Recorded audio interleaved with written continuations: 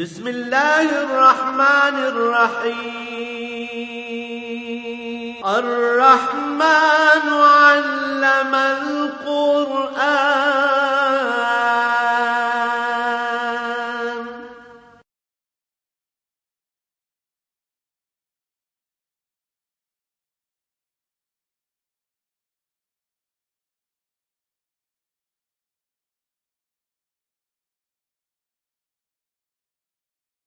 الحمد لله رب العالمين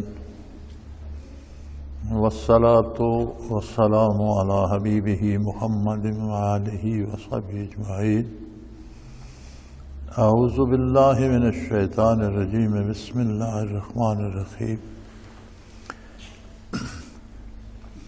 يا أيها الذين آمنوا قاتلوا الذين يلونكم من الكفار وليجدوا فيكم غلظة وَاعْلَمُوا أَنَّ اللَّهَ مَعَ الْمُتَّقِينَ.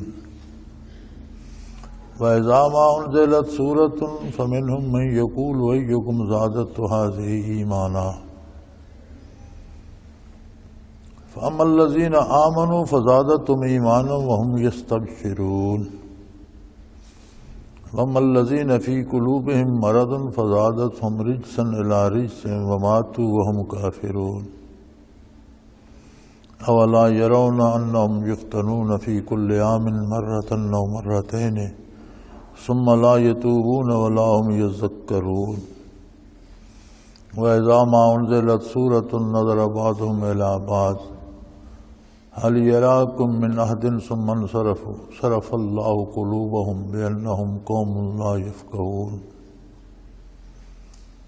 لقد جاءكم رسول من أنفسكم عزيز عليه ما عنتم حريص عليكم بالمؤمنين رؤوف رحيم. فإن تولوا فقل حسبي الله لا إله إلا هو عليه توكلت وهو رب العرش العظيم. اللهم سبحانك لا علم لنا إلا ما علمتنا إنك أنت العليم الحكيم. مولاي صل وسلم دائما ابدا على حبيبك خير الخلق كلهم. يا أيها الذين آمنوا قاتلوا الذين يلونكم من الكفار وليجدوا فيكم غلظة. جہاد کا حکم، طریقہ اور سلیقہ سکھایا جا رہا ہے، اور اس میں بتایا یہ جا رہا ہے کہ ہر آدمی اس برائی کو دور کرنے کا مکلف ہے جو اس کے قریب تر ہے۔ عجیب انسانی رویے ہیں۔ ہم یہاں بیٹھ کر اپنی اصلاح نہیں کرتے، لیکن وہ دور دراز امریکہ کو بھلا برا کہنے میں بڑا فخر محسوس کرتے ہیں، یا یورپین اقوام کو یا کسی دوسرے ملک کو یا ہندوستان کو ہی کوئی بھلا برا کہتا رہے، تو فرمایا پہلے جو برائی تمہارے قریب تر ہے پہلے اسے دور کرو۔ تو قریب تر کا مطلب یہ ہوگا کہ پہلے اپنی اصلاح تو کرو، جو برائیاں اپنے اندر ہیں ان کے خلاف جہاد تو کرو، پہلے ان کو دور کرو، پھر جو تمہارے خاندان میں گھر میں ہیں، جو تمہارے بس میں ہیں ان کے خلاف کام کرو، جو تمہارے ماحول میں معاشرے میں گرد و نواح میں ہیں۔ اور اگر کفار سے مقابلہ آئے تو پھر جو تمہارے قریب تر محاذ ہے اس پر کام کرو۔ قتال کا لفظ ہے یہاں، اور قتال کا معنی جنگ ہوتا ہے، وہ جہاد جو تلوار سے یا اسلحے سے کیا جائے وہ قتال ہوتا ہے۔ یہ جہاد جس میں اسلحہ استعمال ہوتا ہے اور انسانی جانیں جاتی ہیں، اس کا فیصلہ فرد واحد نہیں کر سکتا کہ میں کہہ دوں فلاں کو قتل کر دو جہاد ہو جائے گا، یہ جہاد نہیں ہوگا۔ اس کے لیے اسلامی حکومت، مسلمان حکومت فیصلہ کرے گی کیونکہ یہ قتال بین الممالک ہوتا ہے، افراد کے درمیان قتال جہاد نہیں ہوتا. لوگ آپس میں لڑ پڑیں تو یہ جہاد نہیں ہوتا. یہاں سے اٹھ کے 10 بندوں کو قتل کریں، یہ جہاد نہیں ہوتا. جہاد وہ مقابلہ ہے جو اسلامی ریاست اور غیر اسلامی طاقتوں کے درمیان ہوتا ہے، اسے جہاد کہتے ہیں. اب اس کے لیے ضروری ہے کہ جو اسلامی ریاست کی ذمہ دار لوگ ہیں، جو حکمران ہیں، جو صاحب اقتدار ہیں، وہ فیصلہ کریں اور وہ حکم دیں.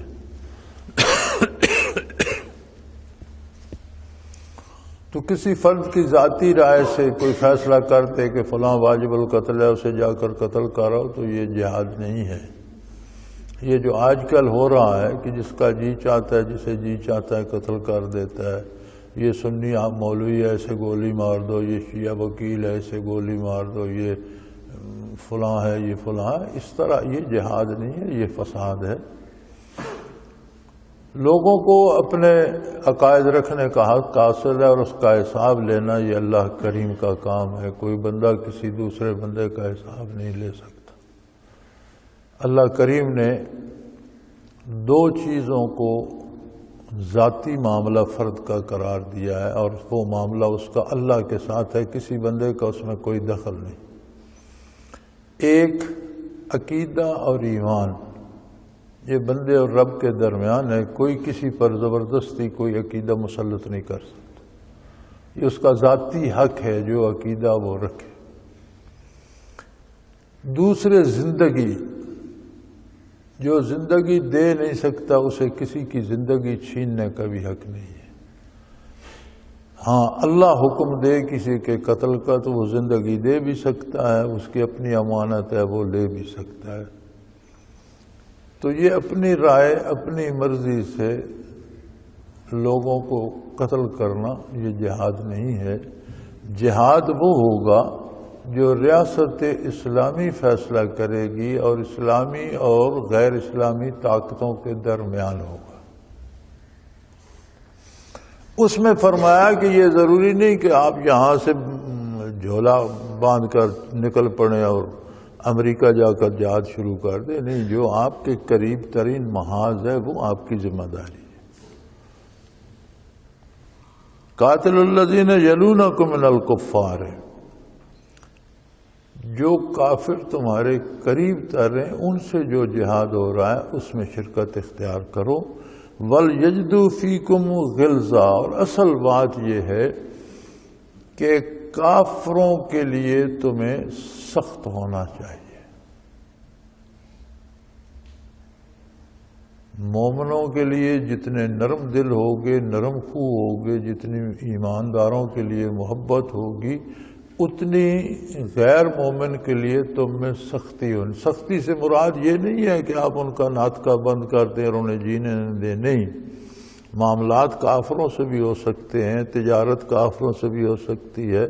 کافر کے ہاں مزدوری کر سکتے ہیں، آپ کافر کو ملازم رکھ سکتے ہیں، کافر سے مزدوری لے سکتے ہیں. لیکن جو دلی تعلق ہے وہ مومنوں کے ساتھ ہونا چاہیے، کافروں کے ساتھ نہیں. کافروں کے ساتھ دلی رغبت نہیں ہوگی اور ایسا تعلق نہیں ہوگا جو آپ کے دینی امور کو متاثر کرے. اب دینی امور میں یہ ضروری نہیں کہ وہ کسی کی نمازیں ہی چھڑا دے، حلیہ بدل دے، تو یہ بھی غلط بات ہے. کافروں جیسا حلیہ ہو جائے، لباس کافروں جیسا ہو جائے، اتنا کافروں کے ساتھ تعلق بڑھے کہ اٹھنا بیٹھنا ان جیسا ہو جائے، اتنا تعلق ہو کہ کھانا پینا ان جیسا ہو جائے، تو یہ درست نہیں ہے. کفر کے لیے تمہارے اندر شدت ہونی چاہیے. برکات نبوت کی جو تعریف قرآن کریم نے کی اور برکات نبوت کے مظہر صحابہ کرام ہیں رضوان اللہ علیہم اجمعین. حضور اکرم صلی اللہ علیہ وآلہ وسلم نے جو قوم بنائی وہ صحابہ کرام رضوان اللہ علیہم اجمعین ہیں، اور وہ مظہر ہیں برکات نبوت کا. تو ان کی تعریف کرتے ہوئے کتاب حکیم میں ارشاد ہوتا ہے، اشداء علی الکفار رحماء بینہم. شدت اور رحم اور محبت یہ دو ضدیں ہیں ایک دوسرے کی، جس طرح تاریکی اور روشنی، جس طرح آگ اور پانی۔ وہ فرماتے ہیں کہ یہ دونوں چیزیں مومن میں بیک وقت موجود ہوتی ہیں کہ وہ انتہائی کریم ہوتا ہے مومنین کے لیے اور انتہائی سخت ہوتا ہے غیر مومن کے لیے۔ اشداء علی الکفار، تو اس شدت سے یہ مراد نہیں ہے کہ ان کی دنیاوی زندگی یا ناطقہ بند کر دیا جائے، وہ تو قتال تب ہوگا جب ریاست اسلامی محسوس کرے گی کہ بغیر قتال کے اب کوئی چارہ نہیں، ریاست حکم دے گی تو قتال ہوگا۔ غزوات نبوی علی صاحب الصلاۃ والسلام جتنے بھی ہیں دیکھ لیجئے، ساری دفاعی جنگیں لڑی گئی۔ مکہ والوں نے ایک قافلہ بنایا اور اس میں سارے مکہ کا سرمایہ اکٹھا کر کے لگایا اور اسے تجارت کے لیے بھیجا کہ اس سے جو منافع آئے گا وہ کسی کو نہیں ملے گا، بلکہ اس سے تیاری کر کے مسلمانوں کی نوزائیدہ مملکت مدینہ منورہ کو خدا نخواستہ برباد کر دیا جائے گا۔ وہ قافلہ جب تجارتی سفر سے اپنا سرمایہ لے کر واپس پلٹ رہا تھا تو نبی کریم صلی اللہ علیہ وسلم نے اس کا راستہ روکنے کا حکم دیا، اور مسلمانوں کا حق بنتا تھا چونکہ وہ مسلمانوں کے لیے ہی سارا تباہی کا سامان کر رہے تھے۔ اب اللہ کو کچھ اور ہی منظور تھا، قافلے والوں کو کسی طرح بھنک پڑ گئی، انہوں نے فوراً مخبر دوڑایا، مکہ مکرمہ اطلاع ہو گئی، مکہ مکرمہ سے 1000 کا لشکر جرار قافلے کی حفاظت کے لیے آ گیا۔ حضور صلی اللہ علیہ وسلم 313 جانثاروں کے ساتھ نکلے، آپ بھی بدر میں پہنچ گئے، مکہ والے بھی بدر میں پہنچ گئے، اور بدر کے ساتھ ہی چھوٹی سی پہاڑی ہے، اس کے پیچھے سمندر ہے، سمندر کے کنارے قافلہ رکا ہوا تھا۔ تو جب قافلے والوں کو پتہ چلا حضور کی آمد کا تو انہوں نے راتوں رات اپنے اونٹ لادے اور نکلنے کی کوشش کی، اور قافلہ نکل گیا۔ تو کفار مکہ کے لشکر میں بھی یہ بات چلی کہ ہم قافلہ بچانے آئے تھے، قافلہ تو بچ کر نکل گیا، ہمیں واپس جانا چاہیے، اور قافلہ جو سرمایہ لایا ہے اس سرمایہ سے اور تیاری کر کے مزید اسلحہ، مزید افراد لے کر بھرپور قوت سے آنا چاہیے۔ لیکن کچھ لوگ اس بات پہ اڑ گئے کہ اب آ ہی گئے ہیں، خصوصاً ابی جہل کا یہ اصرار تھا کہ جب ہم میدان میں آ گئے ہیں تو ہم ایک لشکر جرار ہیں، آزمودہ لوگ ہیں، سارے جنگ کے تجربہ کار، اور وہ ہمارے سامنے بہت تھوڑی سی تعداد میں ہے، 313 کل افراد ہیں، ان کے پاس اسلحہ بھی نہیں ہے، 8 تلواریں ہیں، 6 تلواریں ہیں، 8 زرے ہیں، اور 8-10 گھوڑے ہیں، سواری کے اونٹ نہیں ہے، خوراک ان کے پاس نہیں ہے، اسلحہ نہیں ہے۔ مدینہ منورہ سے نکل کر خود نبی کریم اور آپ کے جانثار یہاں بدر میں آ گئے، یہ اچھا موقع سے ضائع نہیں کرنا چاہیے۔ تو وہاں بھی باصرار مکہ والوں کے اصرار پر جنگ ہوئی، انہوں نے اصرار کیا کہ جنگ ہو، تو یہ ایک دفاعی جنگ تھی۔ احد کی بارے سیدھی سی بات ہے، مدینہ منورہ پر حملہ آور ہوئے اور جنگی، اور پھر جتنے غزوات ہوئے جہاں سے اسلامی ریاست کو خطرہ پیدا ہوا وہ دفاعی جنگ کی گئی۔ تو جہاد کا فیصلہ ریاست اسلامی کرتی ہے کہ جہاں سے ریاست کو یا ریاست کے مفادات کو خطرہ پہنچتا ہے اور سوائے جنگ کے کوئی دوسرا راستہ نہیں ہوتا، تو پھر وہ ریاست فیصلہ کرتی ہے کہ اس کے خلاف یا فلاں کے خلاف یا فلاں حکومت کے خلاف یا فلاں گروہ کے خلاف جہاد کیا جائے، تو یہ جہاد ہوتا ہے۔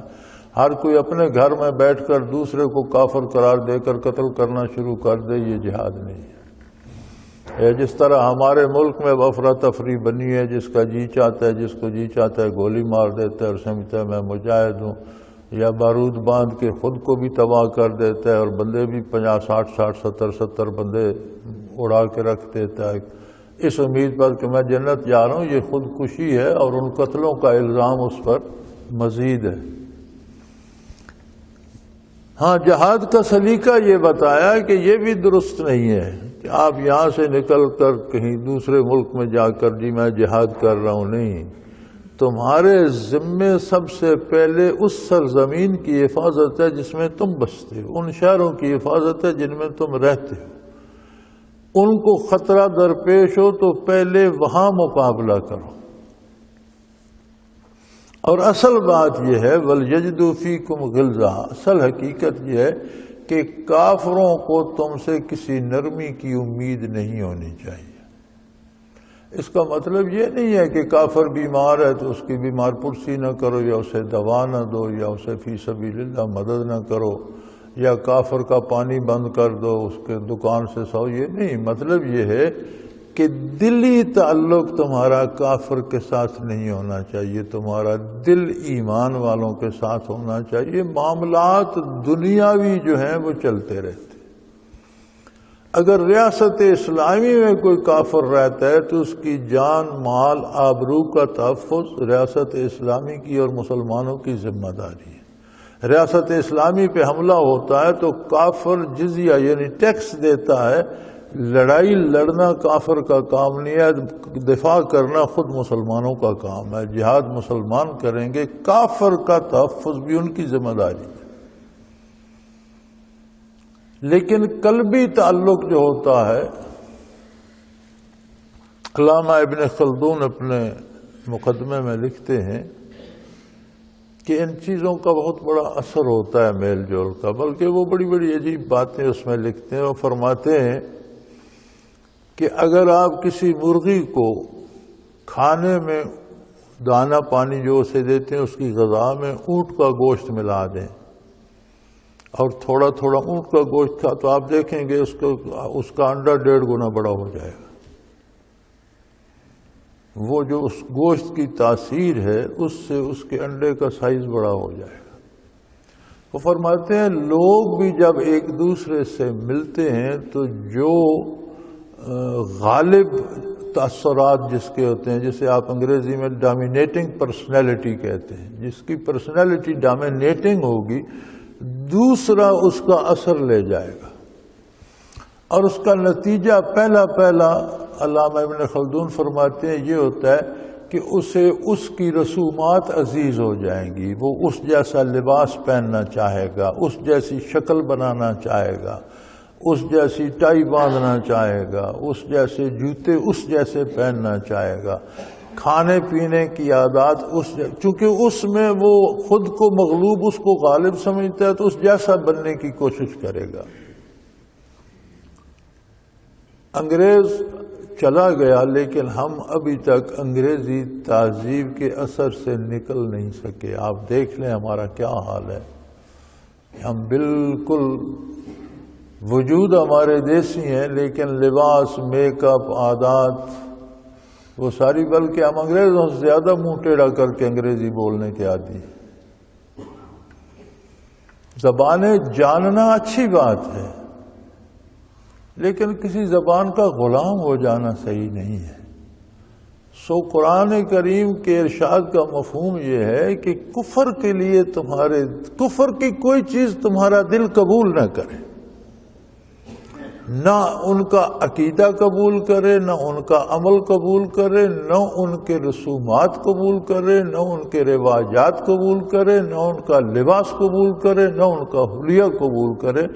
کفر کو تمہارے ساتھ، کفر کے لیے تمہارا دروازہ بند ہونا چاہیے. وَلْيَجِدُوا فِيكُمْ غِلْظَةً، تمہارے اندر سختی ہونی چاہیے کہ تم کفر کو رد کر سکو.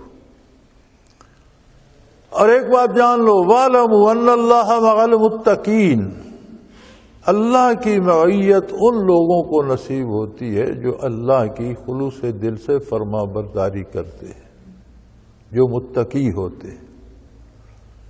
یعنی یہ نہیں کہ آپ کفر میں سختی کرنے پر کافروں کے ساتھ ناانصافی کر جائیں تو یہ بھی اللہ کو پسند نہیں ہے.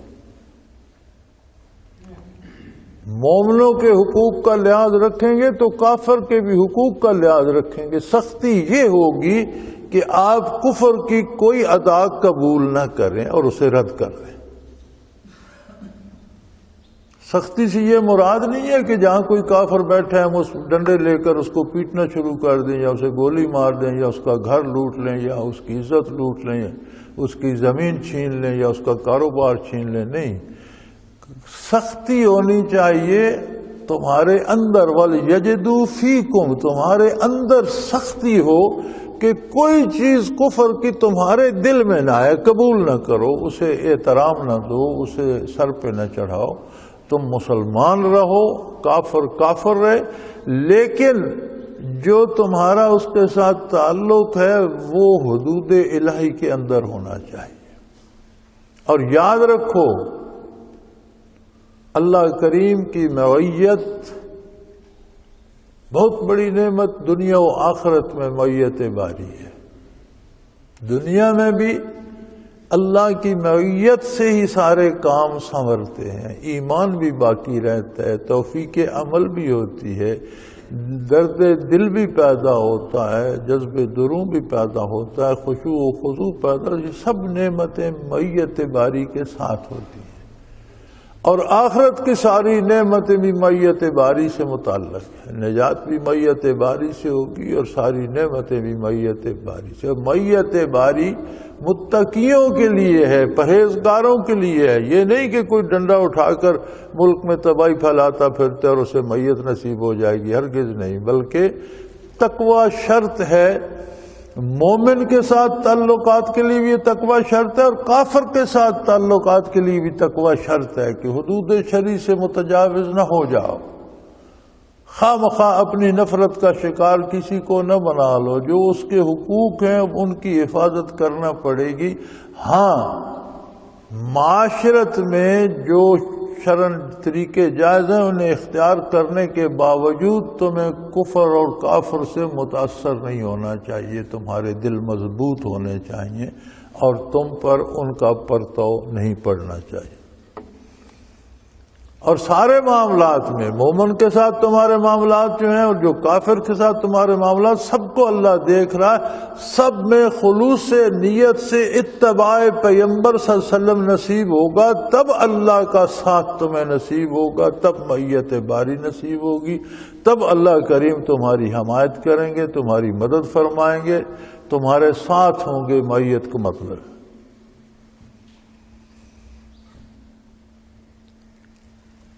اور بد نصیبوں میں ایسے لوگ بھی ہیں، یعنی کفر کے پرتو کا یہ حال ہے کہ جن میں کفر کی جھلک آتی ہے تو بظاہر کلمہ بھی پڑھتے رہیں تو وہ منافق ہو جاتے، دل میں عظمت الہی نہیں رہتی، اتباع رسالت کا شوق نہیں رہتا، اطاعت الہی کا جذبہ سرد پڑ جاتا ہے، تو دل سے یقین کمزور پڑ جاتا ہے۔ بظاہر بندہ کلمہ پڑھتا رہتا ہے لیکن جو کیفیت دل میں ہوتی ہے وہ کمزور پڑ جاتی ہے۔ تو فرمایا جو لوگ کفر کے لیے سختی ان کے دلوں میں نہیں ہوتی، دل کے دروازے کفر کے لیے بند نہیں کر دیتے، وَإِذَا مَا أُنزِلَتْ سُورَةٌ فَمِنْهُم مَّن يَقُولُ أَيُّكُمْ زَادَتْهُ هَٰذِهِ إِيمَانًا،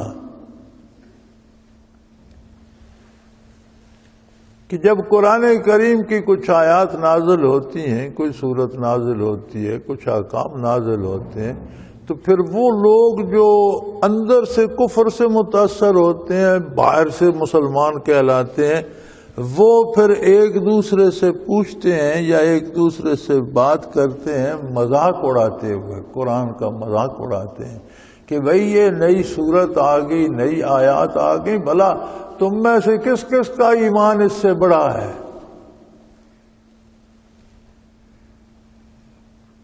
ایمان میں کمی بیشی ایک شرعی مسئلہ ہے اور یہ ہوتی رہتی ہے۔ گناہ کرنے سے، برائی کرنے سے، شریعت کے خلاف جانے سے ایمان میں کمزوری آتی ہے۔ ایمان اس یقین کا نام ہے جو اللہ کی توحید پر، حضور کی رسالت پر ہے۔ تو جب ہم خدا نخواستہ اللہ یا اللہ کے رسول صلی اللہ علیہ وسلم کی نافرمانی کرتے ہیں تو اس یقین میں کمزوری آتی ہے، اور جب ہم اطاعت کرتے ہیں تو اس میں اضافہ ہوتا ہے، اور اسے کہتے ہیں ایمان میں کمی یا زیادتی۔ تو جب کوئی صورت نازل ہوتی ہے تو چونکہ کلام الہی ہے، کلام میں متکلم کا پرتو جمال ہوتا ہے۔ آپ تجربہ کرنے کے لیے کسی بچے کو، کسی بندے کو کچھ لوگوں کی مجلس میں چھوڑ دیں، شعراء کی مجلس میں چھوڑ دیں، تو آہستہ آہستہ آپ دیکھیں گے کہ اگر وہ شعر کہہ نہیں سکتا تو شعر سمجھنا شروع کر دے گا، اسے اس کی سمجھ آ جائے۔ کسی کو کسی اور فن والے کے پاس چھوڑ دیں، کوئی کسی کاریگر کے پاس بٹھا دیں، تو وہ کاریگر نہ بن سکا تو اس فن کے رموز سمجھنا شروع کر دے گا۔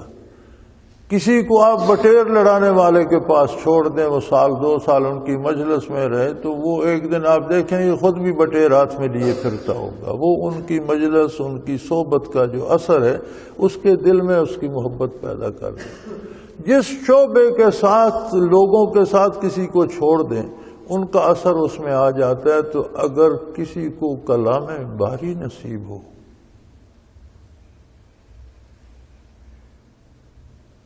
دو بندے اگر آپس میں بات کرتے ہیں تو ایک متاثر کرتا ہے اور دوسرا متاثر ہوتا ہے۔ جس کی پرسنالٹی ڈومینیٹنگ ہوتی ہے، جس کی ذات زیادہ مضبوط ہوتی ہے، دوسرے کو متاثر کرتا ہے۔ آپ کسی کے گانے سنتے رہیں تو آپ متاثر ہو جائیں گے، جی فلاں گانے والا، جی کیا بات ہے، اسی کا سننا۔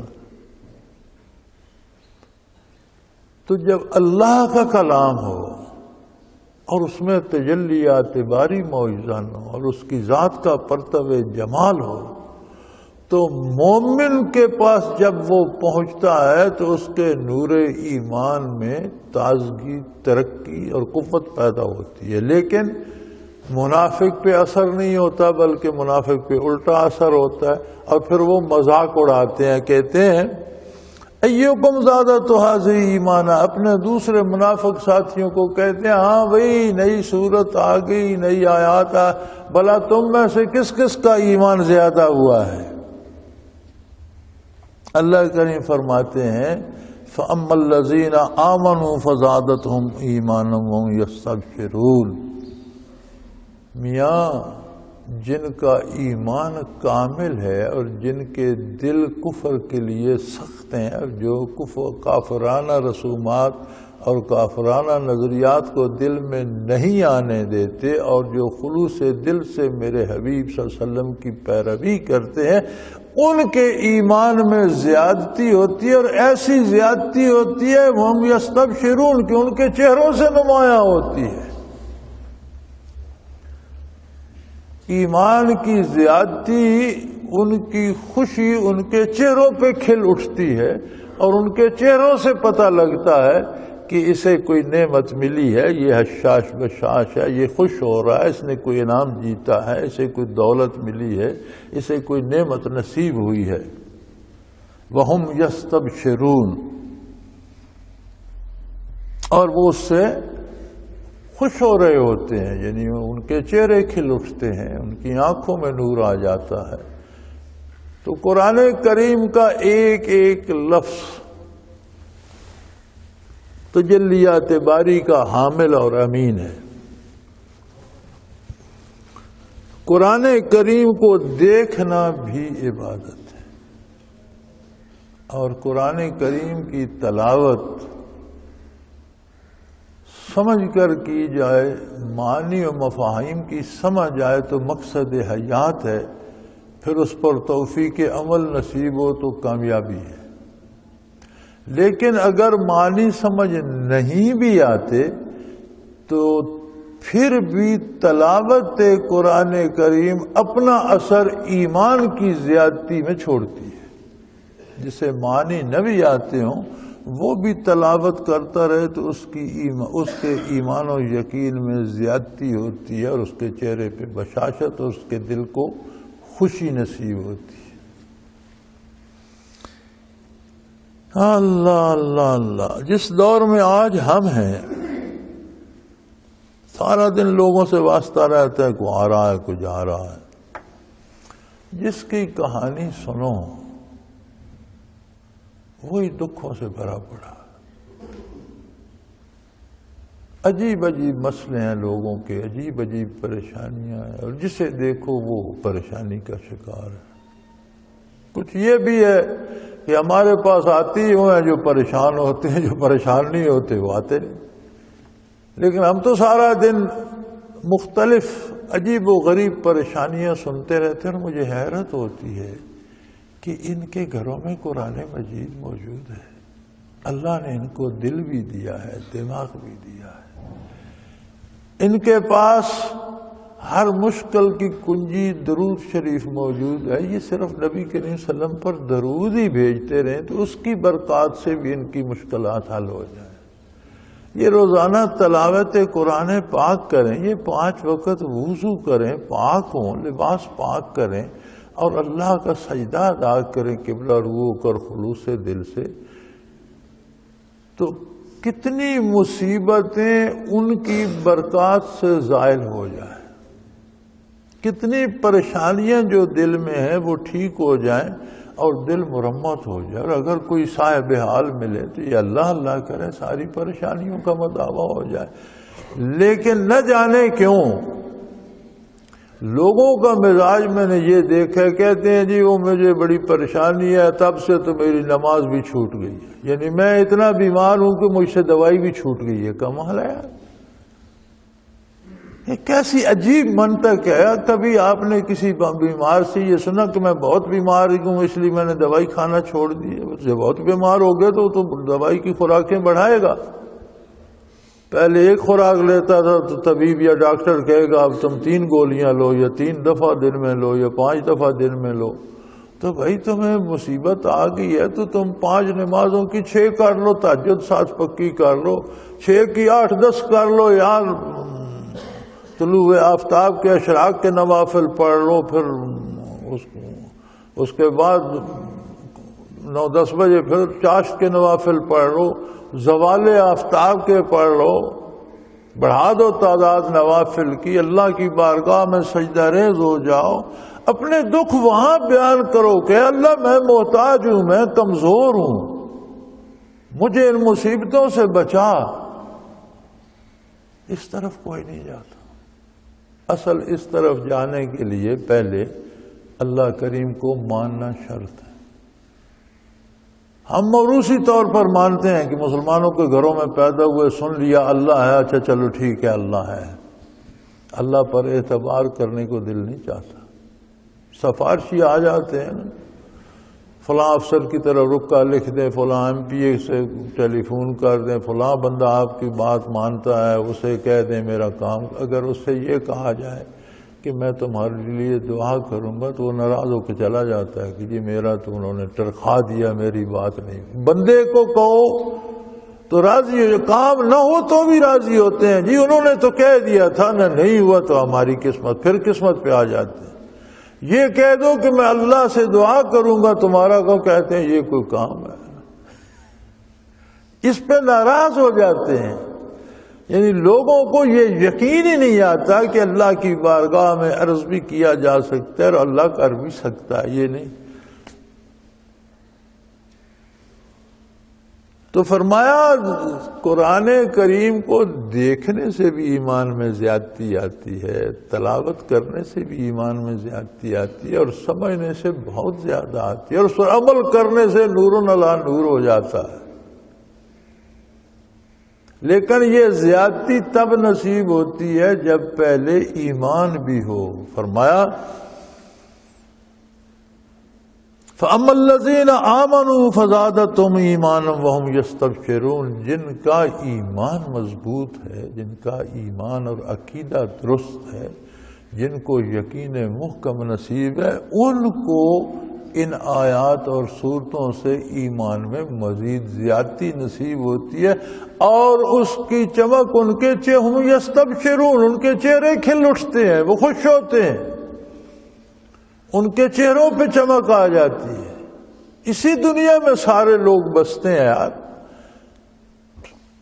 مومن بھی، کافر بھی، بدکار بھی، نیک بھی، عام آدمی بھی، علماء حق بھی، عام آدمی بھی، اہل اللہ بھی، اولیاء اللہ بھی، لیکن جو سکون اللہ والوں کو نصیب ہے وہ کیا کسی دنیا دار اور چور اور ڈاکو کو ہے؟ تو اس کے لیے پہلے نور ایمان اور یقین محکم چاہیے، پھر فرمایا قرآن سے زیادتی ہوتی ہے۔ لیکن جن کے وَأَمَّا الَّذِينَ فِي قُلُوبِهِم مَرَضٌ، جن کے دلوں میں بیماری ہے، دل کے امراض اپنے ہوتے ہیں، یہ دل نہیں جو پمپنگ مشین ہے، اس کی بات نہیں ہو رہی کہ کوئی اس کا سٹڈ خراب ہو گیا یا اس کا وال بند ہو گیا، یہ اس کی بات نہیں ہو رہی۔ وہ لطیف قلب جو اس دل کے اندر ہے، جسے انگریزی میں سٹل ہارٹ کہتے ہیں، ایک لطیفہ عالم امر ہے، لطیفہ ربانی ہے جو اس قلب کے اندر ہے، جو اللہ کے نام سے روشن ہو تو اس میں جو خواہشات اور آرزویں پیدا ہوتی ہیں وہ بھی نیکی کی اور اطاعت کی ہوتی ہیں، اور جو زنگ خوردہ ہو جائے، گناہوں سے اسے زنگ لگ جائے، تو پھر اس سے برائی کے خیالات اور بری خواہشات اٹھتی ہیں۔ یہ اس دل کی بات ہو رہی ہے جس سے آرزویں جنم لیتی ہیں، جس میں نور ایمان یا یقین ہوتا ہے، یا جو کفر سے سیاہ ہو جاتا ہے، اس کی بات ہو رہی ہے۔ تو فرمایا جن کے قلوب میں بیماری ہو، قلب کی سب سے پہلی بیماری تو ایمان میں کمزوری ہے، کفر ہے یا منافقت ہے، شرک کا کوئی شائبہ ہے، تو یہ وہ جان لیوا بیماریاں ہیں، جیسے کسی کو ایڈز ہو جائے یا کینسر ہو جائے۔ پھر حسد، بغض، تکبر، ہر برائی جو ہے وہ دل کی ایک بیماری ہے، وہاں سے اٹھتی ہے، دماغ کو جاتی ہے، دماغ اعضاء و جوارح کو حکم دیتا ہے اور سارا بدن اس برائی میں مشغول ہو جاتا ہے۔ تو فرمایا جن کے دلوں میں نفاق ہے، مرض ہے، ایمان کی کمی ہے، زنگ لگ چکا ہے، برائی چھا گئی ہے، فَزَادَتْهُمْ رِجْسًا إِلَىٰ رِجْسِهِمْ، ان کی جو گندگی ہے، غلاظت ہے، وہ اور پھیلتی ہے، اس میں اور بدبو ہوتی ہے۔ جس طرح بارش ہوتی ہے تو اچھی کھیتیوں میں فصل اگتے ہیں، پھول اگتے ہیں، اچھی زمینوں پہ درخت اگتے ہیں، سایہ دار، پھل دار، تو جہاں غلاظت کا ڈھیر ہو وہاں اس کی بدبو اور پھیل جاتی ہے۔ اسی بارش سے، بارش ایک ہے، پانی بھی ایک ہے اس کا، وہی بارش کھیت پہ برستی ہے تو فصل ہری بھری ہو جاتی ہے، وہی بارش گندگی کے ڈھیر پہ برستی ہے تو بدبو زیادہ پھیل جاتی ہے اور وہ اس میں زیادہ تعفن اٹھنے لگ جاتا ہے۔ تو فرمایا ان کے دلوں میں بیماری ہے، ان کے دلوں میں گندگی ہے، غلاظت ہے، نجاست ہے۔ وَزَادَتْهُمْ رِجْسًا إِلَىٰ رِجْسِهِمْ، تو اس پہ جب وہ بارش پڑتی ہے، جب وہ انوارات آتے ہیں، جب آیتیں سورتیں نازل ہوتی ہیں، تو وہ بارش ان کی غلاظتوں پہ، دل کی غلاظتوں پہ، ان کے دلوں میں نجاست اور بھڑک اٹھتی ہے۔ وَمَاتُوا وَهُمْ كَافِرُونَ، اور یہ دل کی نجاست، قلب کی نجاست جو ہے، یہ اتنا جان لیوا مرض ہے کہ پھر اسی میں مر جاتے اور ان کا خاتمہ کفر پر ہوتا ہے، انہیں پھر ایمان نصیب نہیں ہوتا۔ ماتو وہم کافرون، اسی کفر کی حالت میں مر جاتے ہیں، دم توڑ جاتے ہیں۔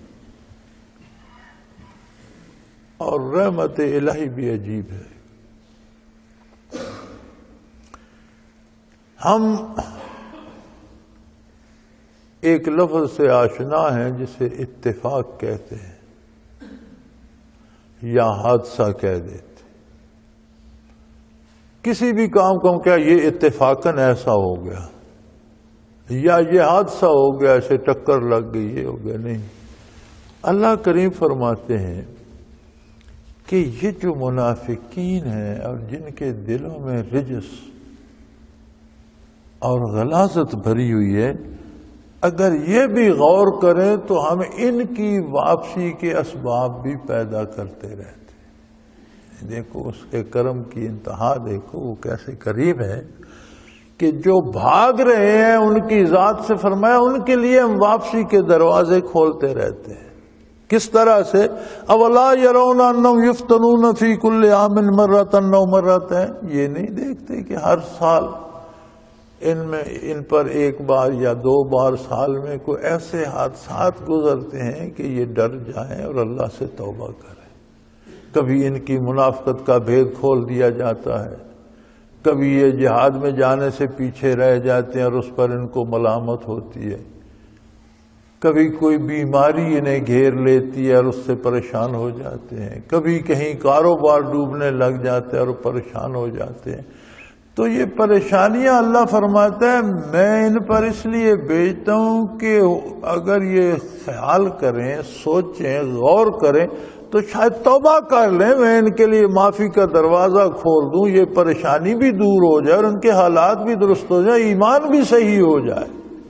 یعنی اپنی مخلوق کے ساتھ اس کے کرم کا ایسا عجیب رشتہ ہے کہ بندہ منافقت میں چلا گیا، بندہ اس کی ذات سے دور بھاگ رہا ہے، اس کے حبیب سے دور وہ پھر فرماتا ہے میں ان پر سال میں ایک بار دو بار پریشانیاں بھیج دیتا ہوں، یفتنون، فتنہ بھیج دیتا ہوں، آزمائش بھیج دیتا ہوں کہ کہیں سے ڈر کر جھجک کر یہ میری پناہ میں آ جائے۔ اولا یرون انہم یفتنون فی کل عام مرۃ او مرتین، یہ نہیں دیکھتے کہ ان پر ہر سال کبھی ایک بار، کبھی دو بار، کئی بار ان پر مصیبتیں بھیج دی جاتی ہیں۔ یفتنون، ہر مصیبت کو فتنہ کہا جا سکتا ہے، وہ بیماری کی صورت میں بھی آ سکتا ہے، مقدمے کی صورت میں آ سکتا ہے، کاروبار میں نقصان کی صورت میں آ سکتا ہے، آدمی کے بدنامی کی صورت میں کوئی الزام کوئی پریشان، جو چیز بھی پریشان کر، فرمایا میں ان پر سال میں ایک بار دو بار پریشانیاں بھیج دیتا ہوں۔ مقصد یہ ہوتا ہے کہ یہ ان سے گھبرا کر پناہ چاہیں اور میری پناہ میں آ جائیں تو میں ان کے گناہ بھی معاف کر دوں، ان کا ایمان بھی کامل کر دوں، ان کی دنیاوی مصیبتیں اور اخروی مصیبتیں بھی دور کر دوں۔ لیکن یہ نفاق اور قلب کی نجاست ایسی بیماری ہے، ثم لا یتوبون، یہ پھر بھی توبہ نہیں کرتے، یہ پھر بھی بتوں کے دروازے پر سجدہ کریں گے، زندہ انسانوں کے دروازوں پر سجدہ کریں گے، لوگوں کی سفارشیں چاہیں گے، سود پر قرضے لیں گے، مزید برائی میں بڑھتے چلے جائیں گے۔ لا یتوبون، یہ توبہ نہیں کرتے، ولا ہم یذکرون، اور نہیں یہ نصیحت حاصل کرتے ہیں۔ جو حادثات ہوتے ہیں جنہیں ہم اتفاق کہتے ہیں، یہ اتفاق نہیں ہوتے، یہ نظام قدرت کا ایک حصہ ہوتے ہیں۔ کائنات کا مالک ہر چیز کو اپنے نظام کے تحت چلاتا ہے۔ ہمیں جس کے اسباب نظر نہیں آتے ہم کہتے ہیں یہ حادثہ ہو گیا یا یہ اتفاق ہو گیا۔ دنیا میں اتفاق نام کی چیز نہیں ہوتی، جو وہ کرتا ہے وہی ہوتا ہے، جو اللہ کرتے ہیں وہی ہوتا ہے، جو رب العالمین کرتے ہیں وہی ہوتا ہے۔ تو فرمایا یہ ایسے بد نصیب ہیں۔ اس کا مطلب یہ ہے کہ ہم پر جو اکثر مصیبتیں اور بیماریاں آتی ہیں، آخر ہم بھی انسان ہیں، ہم میں بھی ایمان میں کمی بیشی ہوتی ہے، ہم سے گناہ ہوتے ہیں، لغزیں ہوتی ہیں، ہم کبھی جھوٹ، اچھا بے شمار گناہ ایسے ہیں جو ہم کر جاتے ہیں ہمیں پتہ ہی نہیں ہوتا۔ بیٹھے بیٹھے کسی کی غیبت کر دیں گے، بیٹھے بیٹھے کسی پر الزام تھوپ دیں گے، اور آج کل تو یہ عام ہے، یعنی یہ رواج ہو گیا ہمارے میڈیا میں کہ جو بات آئے بغیر تصدیق کے وہ اچھالو، اور یہ ہمارا قومی مزاج بن گیا ہے کہ اتنی سی بات سنو اسے اتنی بنا کر آگے بیان کر دو۔ نبی صلی اللہ علیہ وسلم کا ارشاد ہے کہ کسی بندے کے جھوٹا ہونے کے لیے یہی کافی ہے کہ جو سنے وہی آگے بیان کر دے۔ ہم اس پہ بھی نہیں رہتے کہ جو سنا ہم اسے بڑھا کر بیان کرتے۔ یہ رویے جو ہے فرمایا یہ ایسے ہیں کہ ان سے توبہ کی توفیق نہیں ہوتی اور نہ بندہ نصیحت حاصل کر سکتا ہے۔ وَإِذَا مَا أُنزِلَتْ سُورَةٌ نَظَرَ بَعْضُهُمْ إِلَىٰ بَعْضٍ هَلْ يَرَاكُم مِّنْ أَحَدٍ ثُمَّ انصَرَفُوا صَرَفَ اللَّهُ قُلُوبَهُم بِأَنَّهُمْ قَوْمٌ لَا يَفْقَهُونَ۔ فرمایا جب کوئی صورت یا کوئی آیت نازل ہوتی ہے تو کنکھیوں سے ایک دوسرے کو تاڑتے ہیں، اشارے کرتے ہیں منافقوں کو، اور کہتے ہیں کوئی دیکھ تو نہیں رہا ہمیں، اور پھر اس مجلس سے کھسک جاتے ہیں۔ یعنی بجائے اس کے کہ اللہ کے نبی کے حضور بیٹھے تھے، پھر وہاں وہی نازل ہونا شروع ہو گئی، نئی آیات آئیں، ان کے ساتھ نئی برکات آئیں، نئی تجلیات آئیں، انہیں قلب میں سموتے۔ قلب تو ان کے پہلے برباد ہو چکے ہیں، وہ چیزیں قلب میں تو تاک ایک دوسرے کنکھیوں سے دیکھ کر پوچھتے ہیں کوئی ہمیں دیکھ تو نہیں رہا۔ یہ بھی خطرہ ہوتا ہے کہ ہمارا بھرم بھی رہے کہ ہم اچھے لوگ ہیں، کوئی دیکھ تو نہیں رہا، اور پھر مجلس سے کھسک جاتے ہیں۔ منصرفو، جو بندہ ہیلے بہانے کر کے نبی صلی اللہ علیہ وسلم کی مجلس مبارک سے کھسک جاتا ہے۔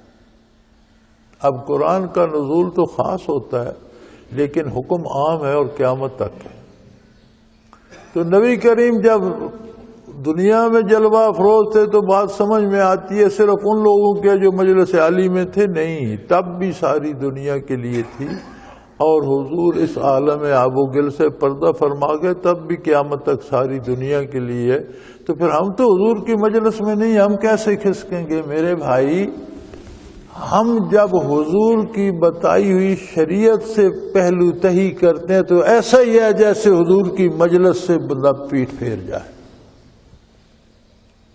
جب حضور کے دیے ہوئے دین اور احکام شریعت سے ہم بہانے کر کے جان چھڑاتے ہیں، ہم جان رہے ہوتے ہیں، ہمیں سود کھانا ہوتا ہے اور اللہ کے رسول نے منع کر دیا تو ہم اس کا نام منافع رکھ لیتے ہیں۔ کتنی دیدہ دلیری ہے۔ ایک بزرگ ہوا کرتے تھے، یہاں نور پور دکان ہوتی تھی ان کی، تو اس زمانے میں وہ سود لیتے تھے، تو میں نے ایسا رائے ہمدردی ہے، میرے تو بزرگوں میں سے تھے، ہمارے بزرگوں کے ساتھ ان کے بڑے تعلقات تھے، تو اس ہمدردی کے لیے ایک دن میں نے ان سے کہا کہ اللہ نے آپ کو بہت پیسہ دے رکھا، آپ کے پاس کسی چیز کی کمی نہیں، تو آپ یہ سود کیوں ڈاکخانے سے لیتے ہیں؟ اس وقت بینک نہیں تھے، ڈاکخانے والے سود دیتے تھے۔ تو مجھے کہنے لگا بیٹا میں جانتا ہوں سود حرام ہے لیکن میں کھاتا نہیں ہوں، میں یہ لے کر غریبوں کو دے دیتا ہوں۔ میں نے کہا بہت اچھا کرتے ہیں، آپ اپنے گھر والوں کے لیے تو بکرے کا حلال گوشت لے جائیں اور کتا مار کر غریبوں کو دے دیں کہ تم بھی گوشت کھا لو، خالی نہ رہو، تو بڑا ثواب ملے گا۔ حرام غریبوں کو دینے کا کون سی چیز ہے کہ آپ حرام غریبوں کو کھلا دیتے؟ ناراض تو ہوئے مجھ سے، لیکن ہمارا ایک عجیب مزاج، اب یہ عجیب، یہی مجلس سے کھسکنے کی بات ہے نا کہ سود لینا نہیں چھوڑنا، جی میں غریبوں کو دے دیتا۔ اسی طرح تعمیل شریعت سے جب ہم بہانے کرتے ہیں نا، اتباع شریعت سے جب ہم ہیلے حوالے کرتے ہیں تو یہ ویسا ہی جرم ہے جیسا حضور اکرم صلی اللہ علیہ وسلم کی مجلس مبارک سے دا لگا کر کھسکنے والی بات ہے۔ تو فرمایا جو یہ جرم کرتا ہے صرف اللہ قلوبہم، یہ تو اس سے پھرتے ہیں، اللہ ان کے دل پھیر دیتا۔ جب دل ہی الٹ جاتا ہے تو پھر بری چیزیں بھلی معلوم ہونے لگتی ہیں اور بھلی چیزیں بری، پھر نماز روزے پہ اعتراض شروع ہو جاتا ہے، داڑھی پہ اعتراض شروع ہو جاتا ہے، سنت پہ اعتراض شروع ہو جاتا ہے، اور چوری ڈاکے بدکاری کے معاملے فخر سے بیٹھ کر دوستوں میں بتاتے ہیں میں نے اتنے ڈاکے کیے، میں نے اتنے بندوں کو قتل کر دیا۔ یہ ساری برائیوں، وہ برائیوں پہ فخر کرنے لگتا ہے بندہ۔ کیوں؟ صرف اللہ قلوب، اللہ نے ان کے دل الٹ دیے ہیں، اب انہیں برائی بھلی نظر آتی ہے اور بھلائی حقیر نظر آتی ہے۔ بِأَنَّهُمْ قَوْمٌ لَا يَفْقَهُونَ، کہ یہ وہ لوگ ہیں جو شعور نہیں رکھتے، تفقع نہیں رکھتے، بات کو سمجھنے کی صلاحیت نہیں رکھتے، اللہ نے انہیں دی تھی، انہوں نے نافرمانی اور گناہ اور برائی کر کر کے اپنی وہ تفقع کی حالات کو سمجھنے کی صلاحیت برباد کر دی، اس کی سزا بھگت رہے ہیں۔ وآخر دعوانا ان الحمدللہ رب العالمین۔ اللہ اللہ اللہ اللہ اللہ اللہ اللہ اللہ۔ حضرت امیر محمد اکرم آوان مد ذلہ العالی دارالعرفان منارہ ضلع چکوال میں سالہ سال سے قرآن و حدیث کے اوپر خطابات کر رہے ہیں اور سلسلہ نقشبندیہ اویسیہ کے مطابق لوگوں کو ذکر الہی کی تربیت دے رہے ہیں۔ وہ قرآن پاک کی تفسیر ترتیب وار بیان کر رہے ہیں۔ تفسیر قرآن کو وہ موجودہ ملکی اور بین الاقوامی حالات کے مطابق بیان کرتے ہیں۔ موٹر وے سے کلر کہار کے انٹرچینج سے نکلتے ہوئے کلر کہار کی جھیل سے ہوتے ہوئے میانی، بوچھال اور نور پور سے گزرتے ہوئے دارالعرفان منارہ پہنچ سکتے ہیں۔ حضرت امیر محمد اکرم آوان نے بچیوں اور بچوں کی دینی اور دنیاوی تعلیم کے لیے سقارہ اکیڈمی کے نام سے ایک درسگاہ بھی قائم کی ہے، جس کا افتتاح ملک پاکستان کے صدر جنرل محمد ضیاء الحق نے اپنے دست مبارک سے کیا تھا۔ وہ تمام احباب جو اسلام کی طلب رکھتے ہیں ان سے گزارش ہے کہ دارالعرفان منارہ ضلع چکوال میں امیر محمد اکرم آوان صاحب کے خطابات سے مستفید ہوں۔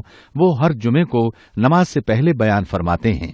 ہر ماہ کی پہلی اتوار کو ماہانہ اجتماع ہوتا ہے جس میں آپ خصوصی خطاب فرماتے ہیں اور پاکستان کے چاروں صوبوں سے احباب اس اجتماع میں شرکت کرتے ہیں۔